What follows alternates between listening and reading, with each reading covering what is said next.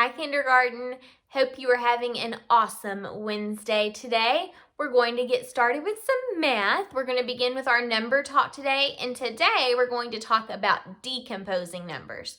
So the last 2 days we've talked about composing. Today we're talking about decomposing. So let's get started.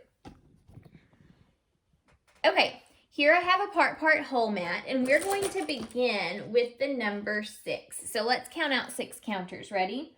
1, 2, 3, 4, 5, and 6.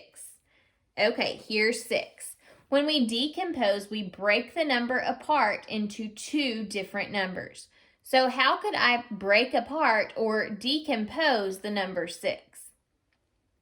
Well, what if I pull, let's do 2 and the rest over here? How have I decomposed 6? I've decomposed 6 into 2 and 1, 2, 3, 4. So 6 can be decomposed into 2 and 4. All right, let's compose 6 again. All right, let's decompose 6 in a different way. Take a look at these and see, how would you decompose 6? What if we do it like this? I'm just going to take a handful and go like that. How have we decomposed 6 now? We've decomposed 6 into 1, 2, 3 plus 1, 2, 3. So 3 and 3 can be composed into 6. We can decompose 6 into 3 and 3. Let's do 6 decomposed one more way. Okay, so we have composed 6. Now let's decompose 6 into 2 different numbers. What if I just do 1 this time and the rest over here? How have I decomposed 6 now? I've decomposed 6 into 1 and 1, 2, 3, 4, 5. So 6 can be decomposed to 1 and 5. Okay, let's look at our word problem now.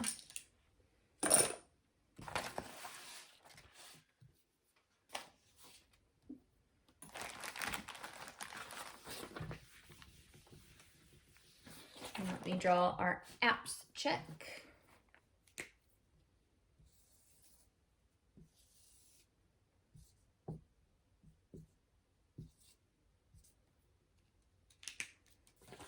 Okay, here is our problem. Let's read it together. Jen had 5 cookies. She put icing on 4 of the cookies. How many cookies do not have icing? That may be a little tricky. Let's read this again and look for the question. Jen had 5 cookies. She put icing on 4 of the cookies. How many cookies do not have icing? What's the question that we need to answer here? How many cookies do not have icing? That's the question. See the question mark there? Questions end with a question mark. Now let's go back through the problem and listen for what's important and going to help us to answer the question about the icing in the cookies. Jen had 5 cookies. What's important in that sentence? 5. It tells us how many cookies she started with. She had 5. She put icing on 4 of the cookies. What's important in that sentence? 4. And also maybe the words put icing, because I remember the problem is asking about icing. Okay, so how many cookies do not have icing? Let's see. Looking at our plan now, let's look at a part whole mat. Okay, so how many cookies did Jen start with? She started with 5 cookies. So here's 5. She put icing on how many of the cookies? 4. We want to know how many cookies don't have icing. So see, we started with a whole. She iced part of them. We want to know what part does not have icing. So when you start with a whole and you have only one of the parts, you have to subtract to get your other part. So we're going to be working the problem 5 minus 4, and we're going to be solving what it equals. I think to solve this first, I'm going to draw a picture. So Jen had 5 cookies, so we're going to draw 5. 1, 2, 3, 4, 5. She put icing on 4 of the cookies. So here's 1, 2, 3, 4. How many of the cookies do not have icing? Look, there's only 1 that does not have icing. So 5 minus 4 is 1. Now you may have said, well, Miss Clark, we didn't subtract. We kind of did though, because we're saying this one has icing, this one has icing, this one, and this one have icing. See, we're taking away. We have 5. We're taking away the 4 that do have icing, and we're seeing how many are left, and that's 1. Let's solve this problem now using counters. Okay, so Jen had 5 cookies. 1, 2, 3, 4, 5. 4 of the cookies she put icing on. So 1, 2, 3, 4. How many cookies do not have icing? There's just that 1. So again, we're correct. 5 minus 4 equals 1. Okay, now we're going to move on to comparing numbers.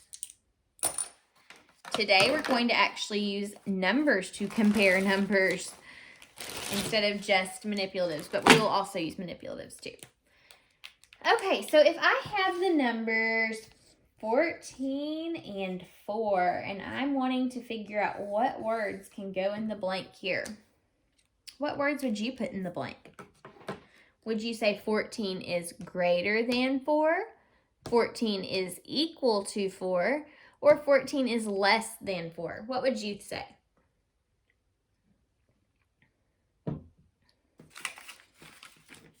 I would say greater than, but let's see if I'm right.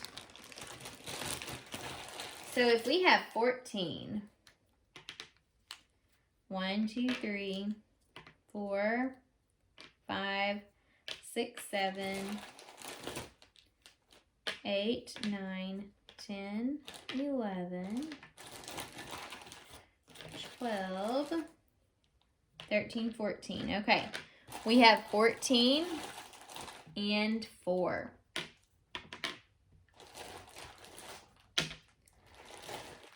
Okay, you can obviously see this one. Which one has the greatest amount? 14 has the greatest amount, because out of 14, look, here's 4. So those could match up with those. And look how many we still have left over.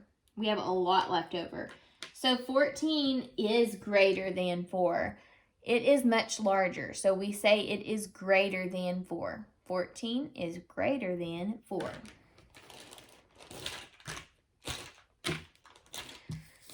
Okay, next, I'm going to have you, in just a minute, pause the video and think about what you would put in the blank.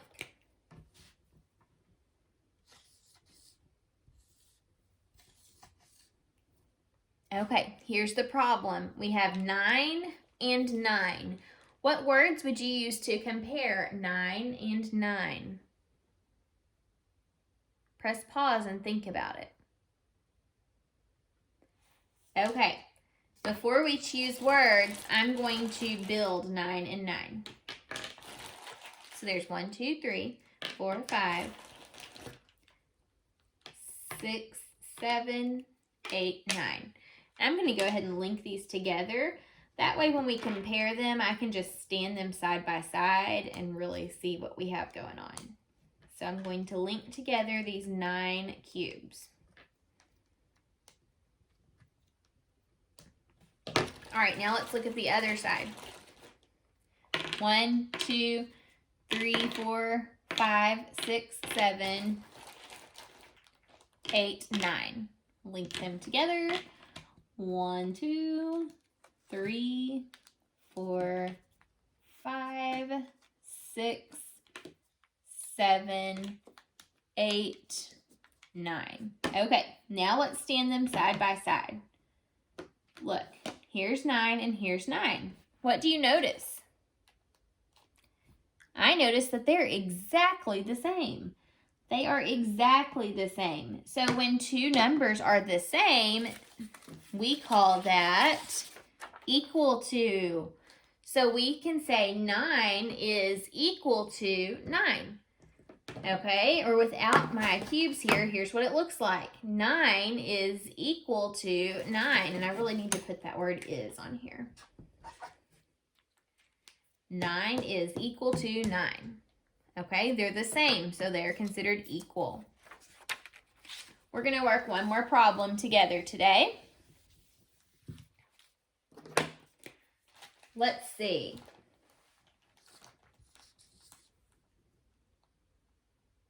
Let me change that number.